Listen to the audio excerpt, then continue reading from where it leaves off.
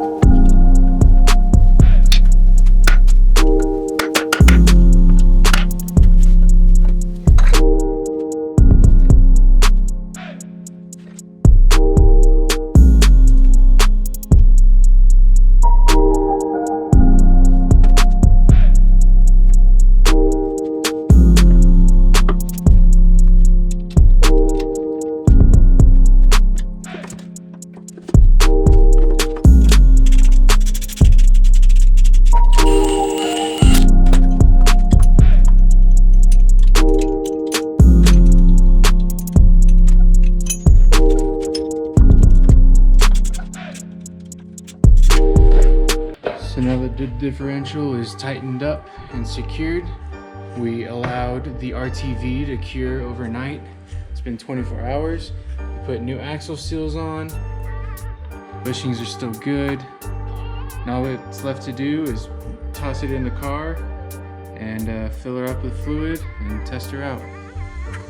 Alright, so one thing to keep in mind when swapping from an open diff to an LSD, if you're swapping to the viscous LSD that comes in the 90 through 93s, you're going to notice that the stub shafts that the actual axle connects to are different sizes. The one for the LSD is a little bit shorter in length, and that's because there is something inside the LSD that stops this piece right here from sliding all the way in like it would on an open diff.